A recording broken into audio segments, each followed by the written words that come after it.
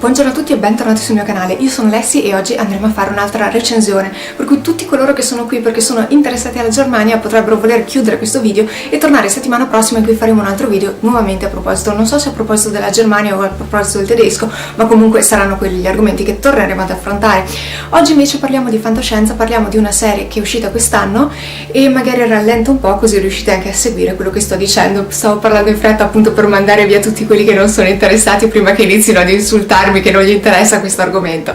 Allora, oggi parliamo di fantascienza, parliamo, come dicevo, di una serie che è uscita quest'anno e si chiama Westworld e consiglio a tutti coloro che non l'hanno ancora vista magari di chiudere questo video perché preparatevi, inizierò subito a spoilerare parecchio. Credo che ci sia un'opzione per mettere i video tipo tra guarda successivamente e so che esiste perché l'ho usata ancora, non chiedetemi dov'è perché sono una donna disordinata, io perdo le cose, compresi i tasti. E parliamo della trama. Immaginatevi un parco divertimenti che è sostanzialmente un gioco di ruolo come quelli che si fanno online, però ricreato dal vivo, dove non interagite con altre persone ma interagite con dei personaggi non giocanti che sono dei robot, degli androidi.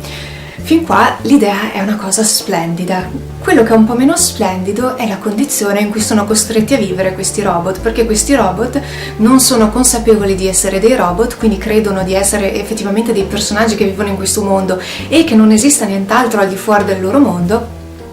e quindi vivono queste storie seguendo una programmazione che è stata loro impartita ma che non si rendono conto sia semplicemente una programmazione. Il problema non sussisterebbe se questo non fosse un mondo estremamente cruento in cui i giocatori, i visitatori iniziano ad ammazzare tutti quanti, fanno veramente quello che vogliono con questi androidi. E questo secondo me ci rimanda a quei discorsi tipo filosofico stile caverna di Platone con gli schiavi che non si rendono conto di essere tali, e è proprio secondo me la trama di fondo, la cosa su cui si basa questa serie, cioè questi robot che non hanno la consapevolezza di essere tali, però avrebbero le capacità per averne la consapevolezza. Per questo quando ho fatto quella recensione su Star Wars ho iniziato a discutere della liceità di fare una cosa del genere, quindi riprogrammare un droide, perché è proprio il tema centrale di questa serie, in cui tutti questi androidi che lavorano all'interno del parco non si rendono conto di stare lavorando, sono convinti di vivere all'interno di questo mondo che però è un vero e proprio Far West, è sanguinario, è violento, è quanto di peggio ci sia nell'animo umano viene presentato all'interno di questa serie, e questa è la situazione iniziale. Una delle cose belle di questa serie secondo me è che appunto ci sono tantissimi personaggi diversi e che ognuno ha la sua storia e queste storie si intrecciano in maniera meravigliosa, nel senso che se a te piace un personaggio e ti piace seguire la sua storia ce l'avrai sempre comunque accennata in qualche modo e contemporaneamente sono accennate le storie di tutti gli altri e ha non so che stile Lost, nel senso che per i vari intrecci delle storie,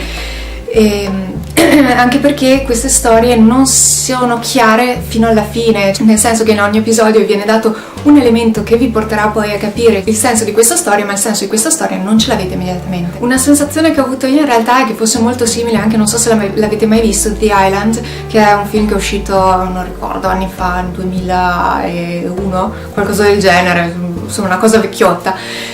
in cui c'era il protagonista che era un clone che non sapeva però di essere un clone e viveva su quest'isola in cui era stato detto a tutti gli abitanti dell'isola, quindi a tutti i cloni, di essere gli unici sopravvissuti della razza umana dopo un evento catastrofico che ha distrutto sostanzialmente la faccia della terra. L'unica possibilità per loro era uscire da questa struttura all'interno del quale erano rinchiusi e uscire andando verso l'isola, e c'era una lotteria che estraeva i vincitori, i fortunati vincitori in grado che avevano la possibilità di andare su quest'isola, quindi sembrava una cosa meravigliosa, un posto a cui aspirare, e si scopre che andare sull'isola per i cloni significava morire, perché significava che la persona che aveva ordinato questo clone, quindi una copia di se stesso, aveva bisogno di un organo,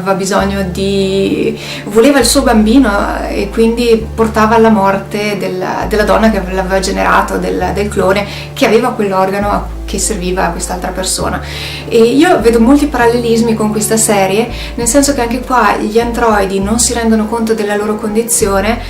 finché cominciano a sognare, e in questi sogni riemergono degli elementi della loro programmazione precedente che avrebbero dovuto essere stati cancellati ma che cancellati non sono, e all'inizio non riescono bene a capire i programmatori del parco, coloro che scrivono le storie, non riescono a capire come questo sia possibile, lo prendono per un virus, per cui decidono, cioè chi vuole ritirare tutti gli androidi perché ha la gestione del parco, per cui dice non voglio rischiare, e chi è la persona incaricata di scrivere le storie che dice no, aspetta un attimo, se mi tiri fuori 200 androidi, io le storie come le scrivo, come faccio a interagire con i vari personaggi. E quindi si vedono proprio le varie personalità incentrate sul loro ruolo e con il loro scopo, che cercano di portare avanti il loro scopo, e spesso questi scopi sono in contraddizione. Bellissima secondo me, a parte l'interpretazione di Anthony Hopkins. E a proposito di Anthony Hopkins, faccio una piccola parentesi. Secondo me è stato messo in questo ruolo dopo aver visto Il silenzio degli innocenti, perché il suo personaggio, che è il dottor Ford, è molto simile al suo Hannibal Lecter. Scusatemi, ma secondo me l'hanno proprio visto in quel ruolo e ce l'hanno messo lì, perché vedo questo proprio parallelismo nel modo in cui sembra giocare alle spalle di tutti gli altri. Sembra che questo parco e queste storie dei vari personaggi si sviluppino, ma che alla fine chi è sotto, chi c'è dietro a tutto e ha il controllo di tutta la situazione, nonostante quello che pensano gli altri, sia alla fine lui. Altra cosa che mi fa pensare è il fatto che sia estremamente cruento, e la falsità,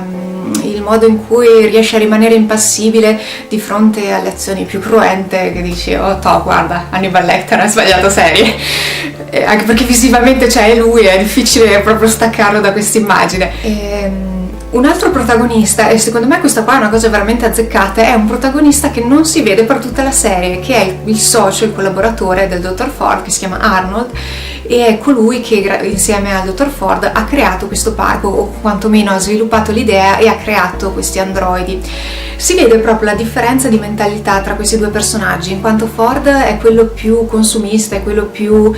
capitalista, quindi è interessato al fatto di poter vendere, cioè di poter guadagnare con quello che ha creato, quindi con questi androidi, e quindi che è quello che ha avuto l'idea di questo parco, in cui questi androidi, in cui sono macchine per lui, sono strumenti da utilizzare per poter guadagnare qualcosa, sono costretti a vivere queste storie orribili e cruente, terribili dal punto di vista interno, cioè dal punto di vista del personaggio non giocante, dal punto di vista dell'androide, ma che consentono agli ospiti di sfogare la rabbia, di sfogare quel loro lato peggiore che altrimenti non sfogherebbero. E qua ci ricolleghiamo alla storia di William, ma facciamo una cosa per volta, altrimenti mi perdo, tanto mi perdo già lo stesso, per cui lasciate stare, Il mio italiano, ragazzi, è colpa vostra perché vi faccio le lezioni in tedesco, quindi a forza di parlare tedesco il mio italiano si riduce così, sappiatelo, è colpa vostra. Una delle cose che capiamo quasi subito è che Arnold non è presente all'interno di questa serie appunto perché è morto. E si dice che per un momento c'è il sospetto che si sia suicidato, dopo c'è il sospetto che sia stato ucciso da Ford. Non è molto chiaro cosa sia successo a questo Arnold fino alla fine in cui viene mostrato. Non vi spoilerò, questo non ve lo spoilerò. Arnold era più uno scienziato, quindi interessato alle potenzialità di questi esseri, interessato alla natura umana e a sviluppare una natura umana all'interno di una creatura artificiale, quindi lui voleva effettivamente creare un'intelligenza artificiale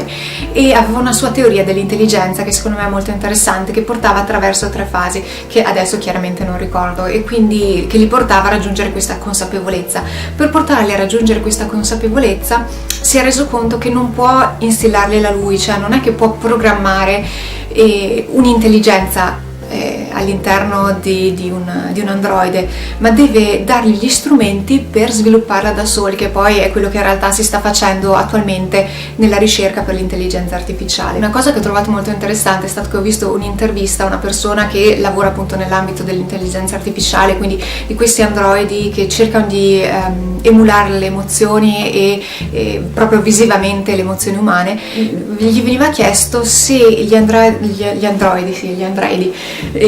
all'interno di questa serie fossero credibili. La risposta era che sì, cioè con le competenze attuali non siamo in grado di creare robot così sofisticati, ma è questa la direzione in cui ci stiamo muovendo, quindi è plausibile quantomeno. Non abbiamo le tecnologie per realizzare una cosa del genere, però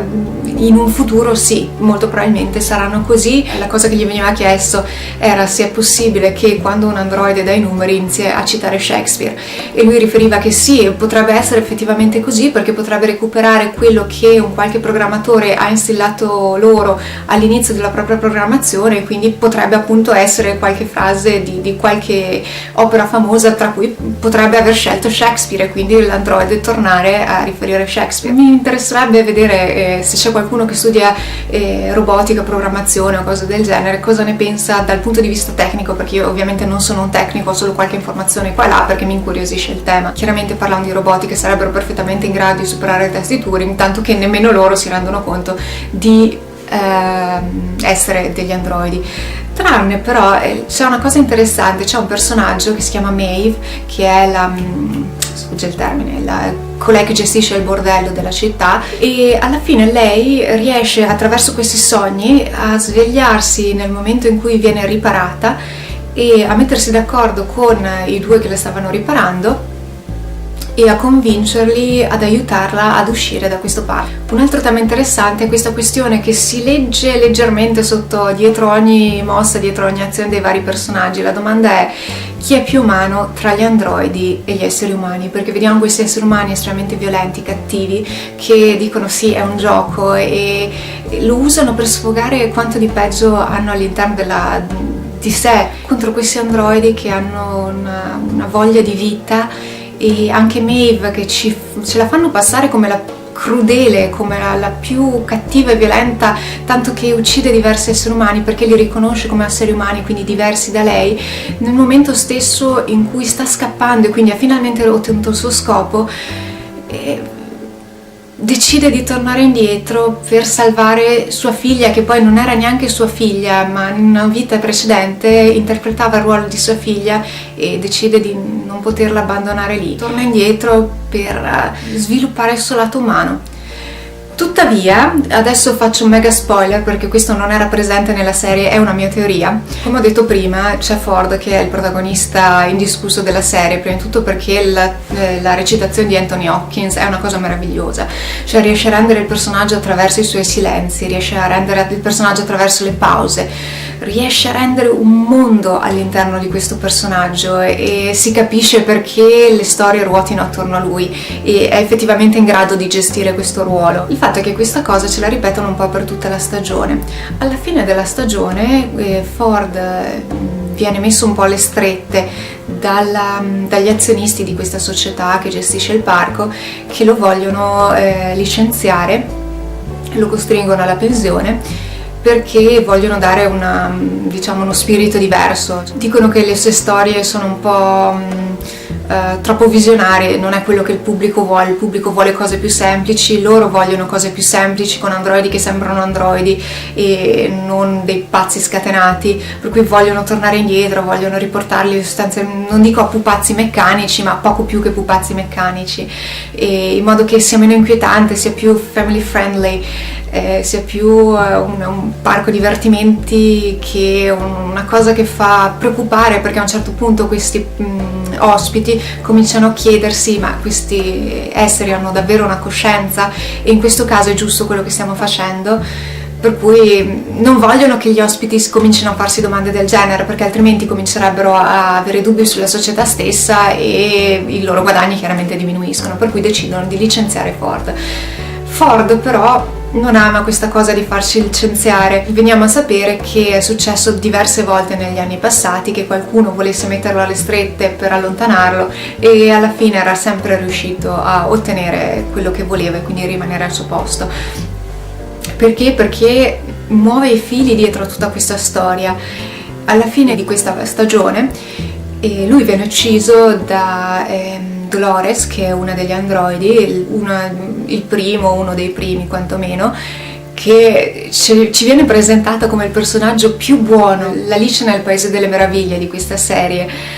che crede nella bontà, crede nella giustizia, crede nell'animo umano, viene ucciso da Dolores e appunto muore. Poco prima però l'abbiamo visto interagire con il cattivo della serie, che è William, che è l'uomo in nero, al quale aveva detto preparati perché sto per scrivere un'altra storia meravigliosa. E se da un lato c'è il sospetto che abbia voluto emulare Arnold, che si era fatto uccidere appunto da uno di questi androidi che aveva creato, dall'altro il sospetto che stiamo avendo tutte che questa sia effettivamente una delle sue trame è forte, in quanto Maeve, che era scappata, era riuscita a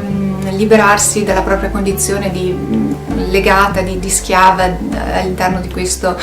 gioco, decide di tornare indietro, quindi alla fine non scappa. Il sospetto è che Ford avesse programmato anche questo, avesse programmato la sua morte, che morte non era, perché sappiamo che è perfettamente in grado di creare androidi, quindi non mi sembrerebbe così assurda l'idea che abbia creato un androide a sua immagine e somiglianza, appunto per farlo morire all'interno di questa storia, e che il suo intento sia uccidere invece tutti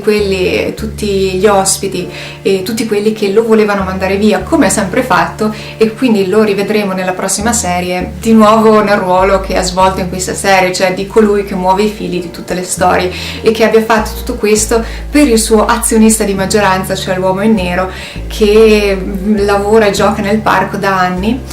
E gioca da anni perché crede che ci sia un livello superiore all'interno di questo gioco, che lui individua con il labirinto che però non era un gioco superiore, un livello più profondo per gli esseri umani, ma era stato creato da Arnold stesso, o almeno così ci fanno credere, e per portare gli androidi, per guidarli attraverso lo sviluppo di una coscienza. E anche qua c'è il sospetto che Ford si sia reso conto che l'uomo in nero ha svelato il segreto di Arnold, e che quindi per continuare a giocare, per sostenerlo nello suo sviluppo delle trame, perché li vedo molto affini questi due personaggi, molto sulla stessa linea d'onda,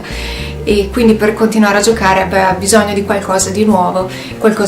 che lui gli fornisce, come dice palesemente all'interno della serie. E credo che sia più una sfida tra questi due personaggi rispetto a una sfortunata serie di eventi. Ecco, secondo me la morte di Ford non ha tutto questo senso, ma vedremo con il seguito se ho ragione e come si svilupperà questa serie. Ecco, mi pare di aver detto tutto, sarei curiosa di sentire le vostre opinioni se avete visto la serie. Se non l'avete visto vi invito a recuperarvela, se non l'avete già fatto quando all'inizio della questa cosa vi ho detto di andarvela a recuperare, se no, cioè veramente vi siete ascoltati tutto questo ciacerare per niente. E cioè, più che altro vi ho spoilerato completamente tutta la serie, a questo punto potete anche non andare a vederla. Bellissime anche le musiche, soprattutto l'introduzione e la sigla iniziale, cioè io proprio rimango lì con le sigle, ragazzi, non so, qualcosa per le sigle, bellissimo il pianoforte e soprattutto anche la grafica,